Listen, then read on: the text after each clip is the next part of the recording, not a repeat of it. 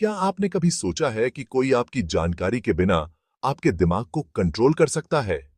सोचिए, आप एक कमरे में जागते हैं, यादें गुम हैं और विचार आपके अपने नहीं हैं। यह कोई साइंस फिक्शन कहानी नहीं है।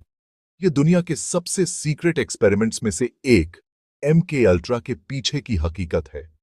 1950 और 60 के दशक में एक सरकारी प्रोजेक्ट शुरू हुआ जिसने सबसे बहादुर जासूसों को भी चौंका दिया।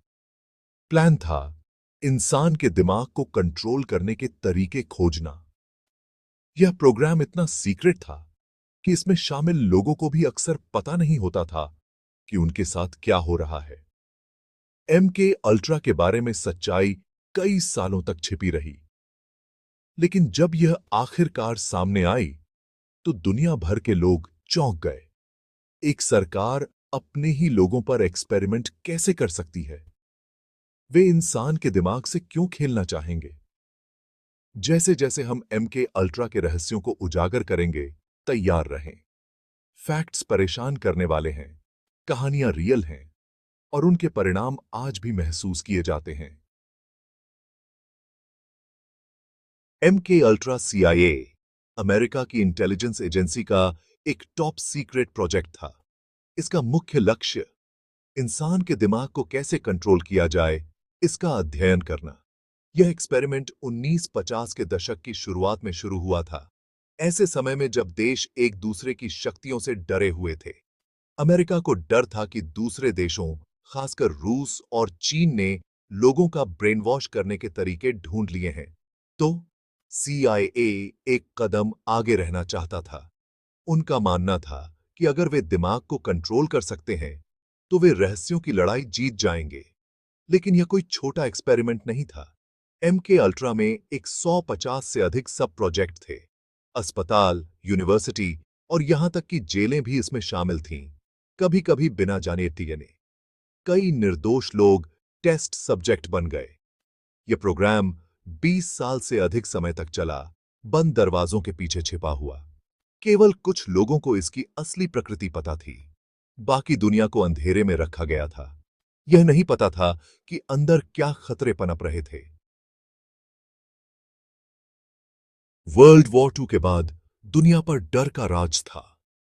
कोल्ड वॉर शुरू हो चुका था और अमेरिकी सरकार खुद को बचाने के लिए बेताब थी। दुश्मन जासूसों और गुप्त हथियारों की कहानियां हर जगह थीं। सीआईए का मानना था कि दिमाग को कंट्रोल करना सबसे बड़ा हथियार हो सकता है। एमके अल्ट्रा इसी डर से पैदा हुआ था। एजेंसी जानना चाहती थी, क्या हम किसी को कुछ भी करने के लिए मजबूर कर सकते हैं, सिर्फ उनके दिमाग को कंट्रोल करके? अगर हां, तो जासूस यातना का विरोध कर सकते थे, रहस्य चुराए जा सकते थे और दुश्मनों को अंदर से खत्म किया जा सकता था। इस सपने को हकीकत बनाने के लिए उन्हें एक्सपेरिमेंट्स की जरूरत थी, लेकिन ये साधारण टेस्ट नहीं थे।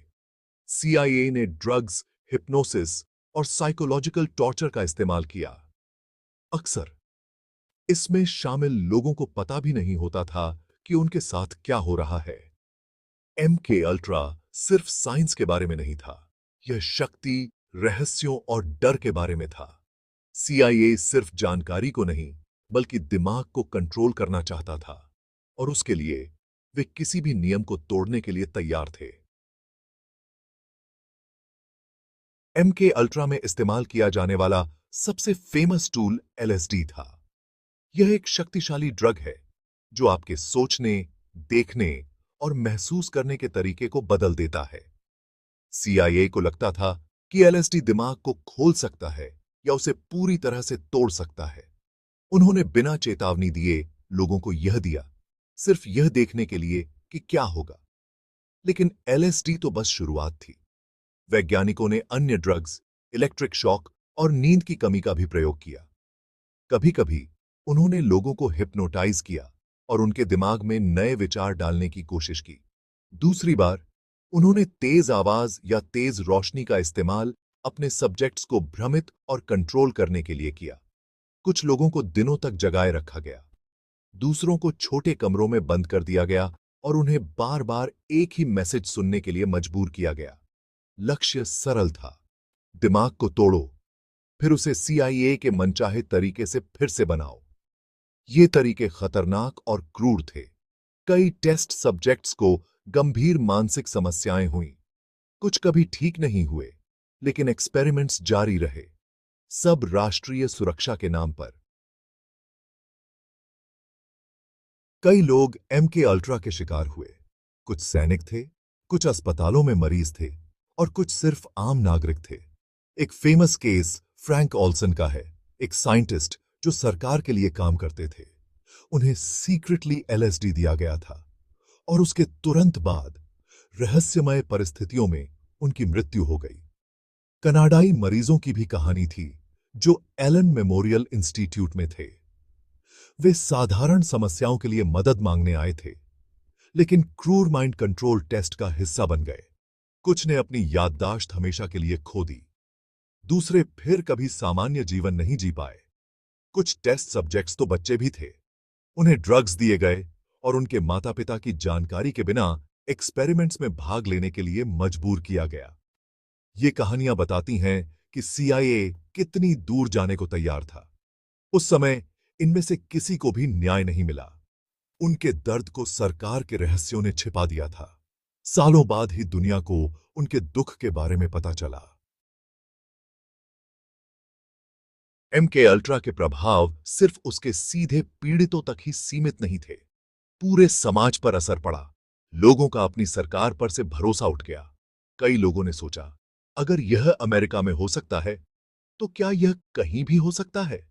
जिन सैनिकों पर टेस्ट किए गए थे, वे डर गए। कुछ को जीवन भर मानसिक स्वास्थ्य समस्याएं हो गईं।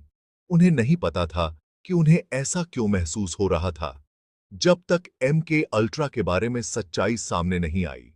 MK अल्ट्रा पर काम करने वाले वैज्ञानिकों को भी भुगतना पड़ा। कई लोगों ने यह सोचकर प्रोजेक्ट ज्वाइन किया कि वे अपने देश की मदद कर रहे हैं। जब उन्हें सच्चाई पता चली, तो कुछ को जीवन भर अपराध बोध महसूस होता रहा। उन्हें एहसास हुआ कि उन्होंने निर्दोष लोगों को चोट पहुंचाई थी। आज भी पीड़ितों के परिवार न्याय के लिए लड़ रहे हैं। MK अल्ट्रा के घाव गहरे हैं, और वे हमें याद दिलाते हैं कि नैतिकता के बिना विज्ञान खतरनाक हो सकता है। 1970 के दशक में MK अल्ट्रा के बारे में सच्चाई आखिरकार बाहर आने लगी। जर्नलिस्ट्स और इन्वेस्टिगेटर्स को सीक्रेट डॉक्यूमेंट्स मिले। अमेरिकी सरकार को यह स्वीकार करने के लिए मजबूर होना पड़ा कि क्या हुआ था। जनता सदमे और गुस्से में थी। कांग्रेस ने सुनवाई की। कुछ पीड़ित अपनी कहानियां बताने के लिए आगे आए, लेकिन कई डॉक्यूमेंट्स पहले ही नष्ट हो चुके थे। पूरी सच्चाई शायद कभी पता नहीं चलेगी। CIA ने ऐसे एक्सपेरिमेंट्स फिर कभी न करने का वादा किया। लोगों को गुप्त सरकारी रिसर्च से बचाने के लिए नए कानून बनाए गए, लेकिन नुकसान पहले ही हो चुका था। MK अल्ट्रा दुनिया के लिए एक चेतावनी बन गया। रहस्य हमेशा छिपे नहीं रह सकते। एक दिन सच्चाई हमेशा सामने आती है। आज भी लोग MK अल्ट्रा के बारे में बात करते हैं। कुछ का मानना है कि माइंड कंट्रोल एक्सपेरिमेंट्स कभी बंद नहीं हुए। दूसरों को चिंता है कि नई तकनीक का इस्तेमाल उसी उद्देश्य के लिए किया जा सकता है। MK अल्ट्रा की कहानी को नैतिकता के सबक के रूप में इस्तेमाल किया जाता है। यह हमें याद दिलाता है कि विज्ञान को नियमों और मानवाधिकारों के सम्मान की आवश्यकता है। किसी को भी उनकी सहमति के बिना टेस्ट सब्जेक्ट के रूप में नहीं माना जाना चाहिए। MK अल्ट्रा ने लोगों के सरकार को देखने के तरीके को भी बदल दिया। कई लोग अब पारदर्शिता और ईमानदारी की मांग करते हैं। अतीत के घाव हमें सवाल पूछते रहने और सतर्क रहने के लिए प्रेरित करते हैं। MK अल्ट्रा रहस्यों, दुख और चौंकाने वाली सच्चाइयों की कहानी है। यह साबित करता है कि सबसे शक्तिशाली सरकारें भी खतरनाक रेखाएं पार कर सकती हैं। इसके छोड़े हुए निशान आज भी इसके पीड़ितों के जीवन में दिखाई देते हैं। कई सवाल बाकी हैं। वास्तव में कितने लोग प्रभावित हुए थे? कौन से रहस्य अभी भी छिपे हुए हैं? क्या ऐसे एक्सपेरिमेंट्स फिर से हो सकते हैं, एक नए रूप में? MK अल्ट्रा के दर्द को याद करते हुए हमें खुद से पूछना चाहिए, विज्ञान को कितनी दूर जाना चाहिए? और जब सत्ता में बैठे लोग नियम तोड़ते हैं, तो हमें कौन बचाएगा? जवाब आसान नहीं है, लेकिन सवाल पूछना यह सुनिश्चित करने का पहला कदम है कि ऐसी त्रासदी फिर कभी न हो।